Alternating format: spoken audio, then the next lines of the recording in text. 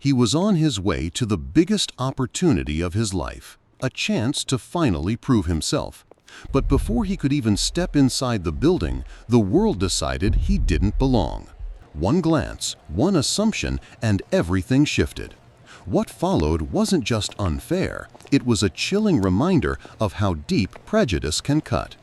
His story isn't just about one man, it's about a truth many refuse to face.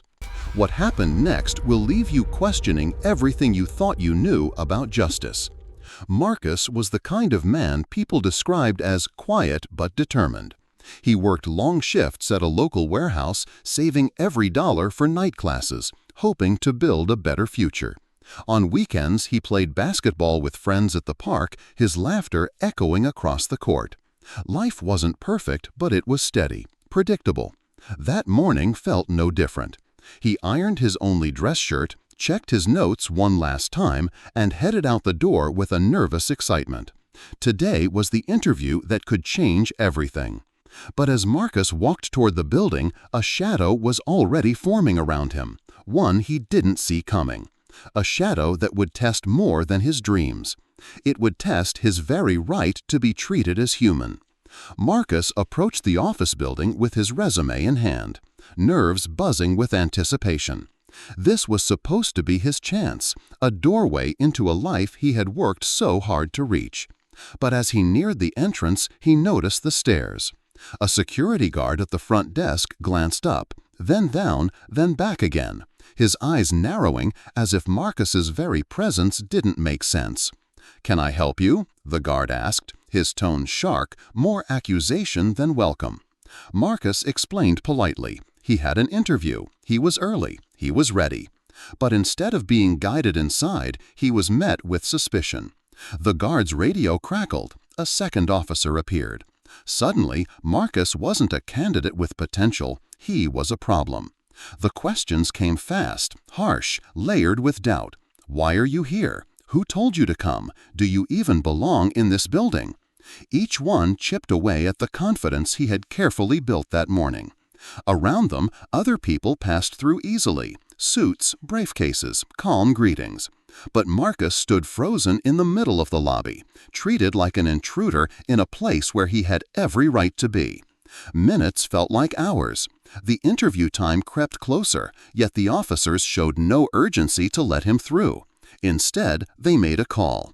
Another figure entered, a supervisor, tall, stern, with an expression that carried years of unspoken prejudice. He didn't look at Marcus as a person, but as something else entirely. "Step outside," he ordered. No explanation, no courtesy, just dismissal. Marcus's heart pounded. He tried to explain again. His name was on the list. The interview was real. He had worked too hard for this moment. But his words were drowned out by the sound of authority shutting him down. A small crowd had started to gather, their whispers cutting sharper than any blade. He could feel their judgment, their disbelief that he could possibly be there for something legitimate. And then, the most humiliating moment of all, the pat down. Right there, in front of strangers, Marcus was treated as though opportunity couldn't possibly be his purpose, that the only thing he could be carrying was trouble. His resume slipped from his hands, papers scattering across the cold lobby floor like fragments of dignity no one bothered to pick up. By the time the officers finally confirmed his interview was real, the damage was done. His shirt clung with sweat, his confidence shattered, his chance already slipping away. The interviewer upstairs had moved on. The opportunity he had dreamed of was gone before it had even begun. But what Marcus didn't know then was that someone else had been watching, someone who would soon be forced to make a choice that would change everything. Marcus stood frozen in the lobby, the sting of humiliation still fresh on his skin. His resume pages lay scattered, trampled by footsteps of people who didn't even pause to look at him. But then everything shifted. The supervisor returned, not with an apology, but with a decision that struck like a blow. Marcus was no longer allowed inside. Not today, not ever. The words cut deeper than any insult. His interview, his future, dismissed with a single sentence that carried decades of unspoken prejudice. He tried to protest, his voice trembling, but the officers closed in, their bodies forming a wall that told him resistance would only make things worse. The crowd outside the glass doors had grown larger.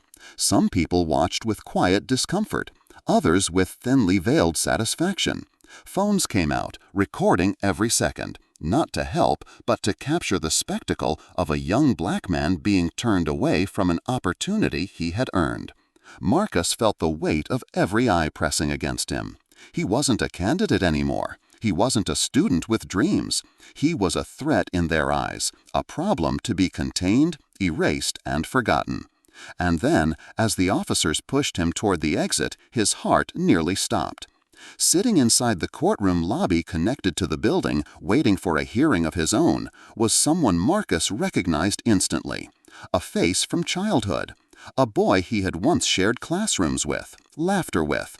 Only now that boy was a man in a black robe, a judge. Their eyes locked, and in that instant Marcus saw the flicker of recognition. The judge knew him, knew who he was. And in that moment, one unspoken question filled the air, heavier than the silence itself.